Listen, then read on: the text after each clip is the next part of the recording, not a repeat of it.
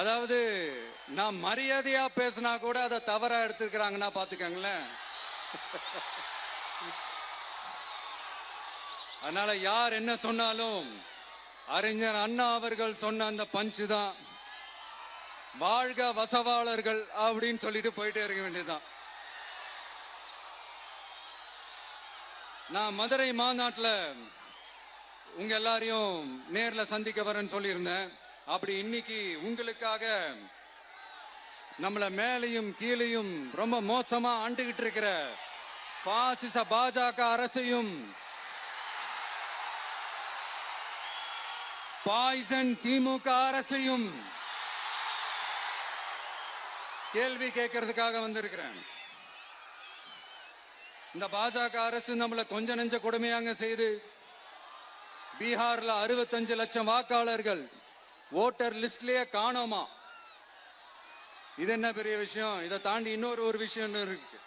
இந்த எதிர்கட்சிகள்லாம் ரொம்ப சிம்பிளா சொல்ற மாதிரி சொல்லணும்னா, ஓட்டு திருட்டு, வீட்டு நம்பர் 0ன்னு போட்டெல்லாம் ஓட்டர் ஐடி கார்டு கொடுத்துருக்காங்கன்னா பாத்துக்காங்களேன். எவ்வளவு பெரிய ஒரு மோசமான வேலைகள்லாம் அவங்க செய்யறாங்கன்னு பாத்துக்கங்க. அடுத்து ஒன் நேஷன் ஒன் எலெக்ஷன், ஒரே நாடு ஒரே தேர்தல். 2029ல இவங்களோட ஆட்சி காலம் முடிய போகுதுன்றது எல்லாருக்குமே தெரிஞ்ச ஒரு விஷயம்தான். அதனால இந்த மாநில அரசுகள் எல்லாத்தையும் கலைச்சிட்டு எல்லாருக்கும் ஒட்டு மொத்தமா ஒரே நேரத்தில் தேர்தல் வைக்கிற ஒரு ஐடியா. அப்பதானே ஒரே நேரத்தில் இந்த தில்லு முள்ளு வேலைகள்லாம் ஈஸியா செய்ய முடியும். இதுக்கு பேர் என்னங்க? ஜனநாயக படுகொலை தானே. அடுத்து டீலிமிட்டேஷன், பார்லிமெண்ட் தொகுதிகள் மறுசீராய்வு. நம்ம சவுத் இந்தியாவை விட நார்த் இந்தியாவுக்கு அதிகமான பார்லிமெண்ட் தொகுதிகள் கிடைக்கிற மாதிரி ஒரு மோசடி வேலை ஒன்று செஞ்சுக்கிட்டு இருக்கிறாங்க.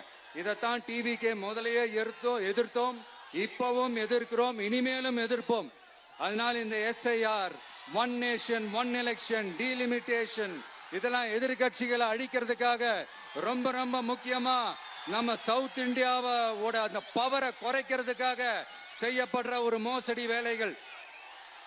இது ஒட்டுமொத்த இந்தியாவுக்கும் பாஜக அரசு செய்யற ஒரு துரோகம். சரி, பாஜக அரசு தான் நமக்கு துரோகம் செய்யறாங்கன்னு பார்த்தா இங்க திமுக அரசு நம்மளை நம்ப வச்சு ஏமாத்திக்கிட்டு இருக்கிறாங்க.